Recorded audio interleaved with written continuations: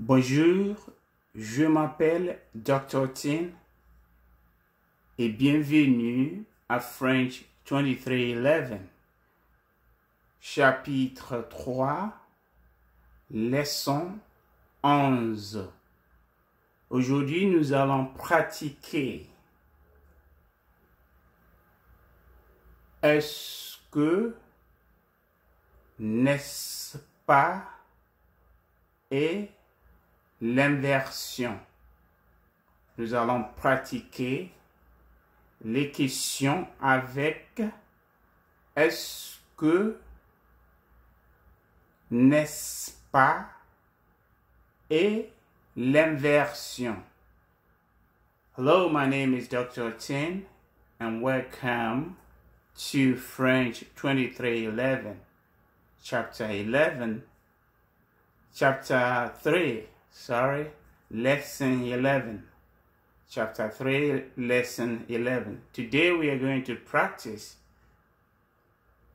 questions with est-ce que, n'est-ce pas, and the inversion style of asking questions in French. Ça va? Allez-y. Utilisez est-ce que, n'est-ce pas et l'inversion pour compléter le dialogue entre Sandrine, son amie Laure et une vendeuse dans une boutique. So we are going to use est-ce que, n'est-ce pas, and the inversion way of asking questions to complete the story between Sandrine, her friend Laure, and a seller, somebody who sells things in a boutique. Okay, ça va? With the invention form, you have a tiret. Tiret means hyphen between the verb and its pronoun. Est-ce que will be used in front of the statement so that a statement will become a question. And n'est-ce pas is always put at the end of the statement. So, est-ce que at the beginning, right? N'est-ce pas at the end of the statement. And then with the inversion type of question, you will have an hyphen in between the verb and the pronoun. Allez. Okay. So, Sandrine, Laure, Sandrine, vendeuse, the seller or the teller in the boutique, the sales associate, vendeuse, somebody who sells things, Sandrine, vendeuse, Sandrine, Laure, vendeuse, the sales associate, and then Laure. Okay, so Sandrine and her friend are in a boutique. All right, and they are being assisted by la vendeuse, une vendeuse. Vendre means to sell, so vendeuse, the feminine form of vendeur, means a seller, somebody who sells things. So the sales associate is une vendeuse. Okay, so Sandrine is talking to her friend Laure, and she asks the question, tu aimes le pull rouge? You love the red pullover? So, to ask the question, you know, est-ce que is always put in front of the statement, right? So the first one, you will see that the space is in front. So the most appropriate choice will be est-ce que. Est-ce que tu aimes le poulet rouge? And then Laura says, oui, mais je préfère la couleur bleue. But I prefer the blue color. Très bien. And then Chantrine turns to the sales associate and says, excusez-moi, madame. Excuse me, ma'am. And then the verb is given here. See, travailler, to work. So she's going to ask politely in a formal way, do you work here? And you see that we have the hyphen here. So she's going to use the vous form because she said excusez, the EZ, easy, the vous form. So we are going to do the inversion because of the hyphen here. So the verb will come first, and since we are using the vous form, it will be easy at the end. EZ, so travailler, and then vous. Travaillez-vous dans la boutique? Do you work in the shop? In the shop? Okay. And then la vendeuse says, oui, oui. Then you see that the space is in front of the statement. Vous avez besoin d'aide? You need help. Avoir besoin. Remember the expression? To need help. Right? The help is here. Aide.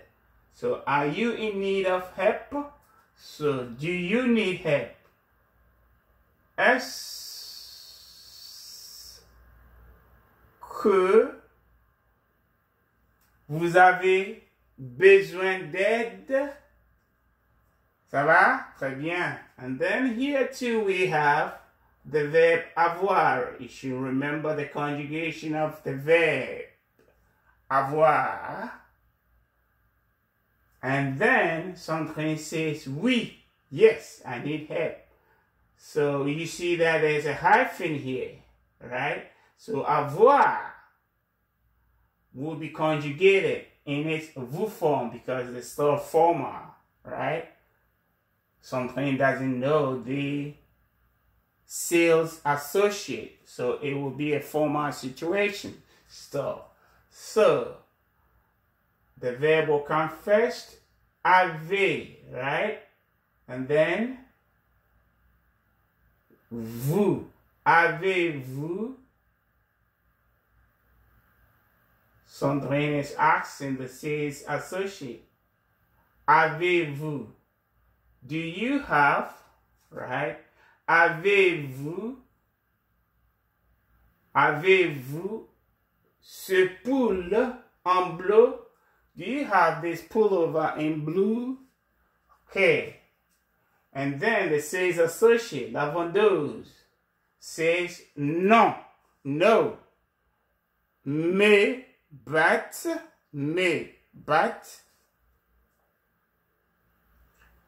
See that the space is in front of the statement. Vous aimez la chemise bleue?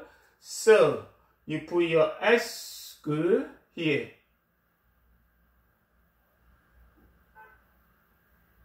Mais est-ce que vous aimez la chemise bleue? But do you like, right, chemise, the shirt, right, blue, the blue shirt, right?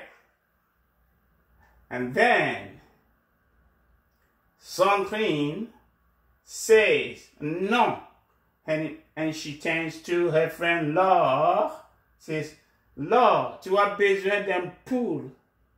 You need a pullover, don't you? Right at the end. So here is n'est-ce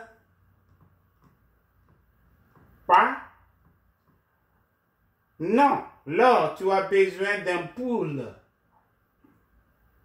N'est-ce pas? Don't you? And then Laure says, oui. C'est pour, it is for, mon voyage dans les Alpes. C'est pour mon voyage dans les Alpes. It is for my voyage in the Alps, the mountains, right? That border the French frontier with Switzerland. You see the Alps, the mountains, right? So she's going to the Alps, right? The Alps, the mountains, and she needs a pullover. Okay, so here, see that here, and then the la vendeuse says, and the verb is désirer, to want or to desire, right? And then we have the hyphen here. So vendeuse is still being formal to the shoppers, right? So désirer. Do you like? Do you want? Do you desire? Désirer. Easy, right? EZ. Désirez-vous? Would you like? Do you want un pull en laine?